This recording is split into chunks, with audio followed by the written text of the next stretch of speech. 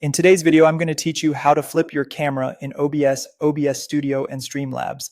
Whether you want your webcam to mirror like a typical selfie view or you need to correct an upside-down feed from a mounted camera, this is quick and easy in both OBS Studio and Streamlabs since they share a very similar interface. Start by opening OBS Studio or Streamlabs and head to the scene where your webcam is already set up. We'll assume your camera source is in place so you can see it in the preview. Look to the bottom area of the window for the sources box. This panel lists everything visible in your scene. Find your camera there. It might be labeled something like video capture device or a custom name you gave it. If there's a small lock icon next to it, make sure it's not locked so you can make changes. Click the source once to highlight it.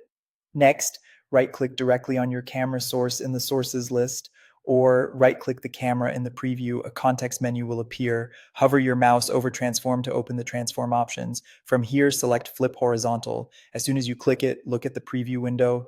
Your camera will instantly reverse left to right, giving you that mirrored look many people expect from a webcam preview. This is great if you want your on-camera motions to feel more intuitive while you're streaming or recording.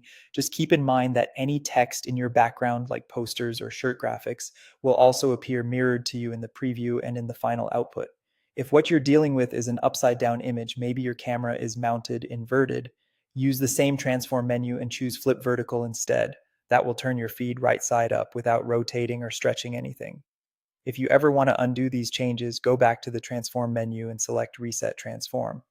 This returns the source to its default orientation and position. It will clear flips as well as any other transform adjustments you might have made, such as scaling or rotation, so your camera goes back to a clean starting point.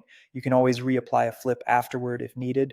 These steps are identical in Streamlabs, and the result applies only to the source you changed in the current scene, so other scenes stay unaffected.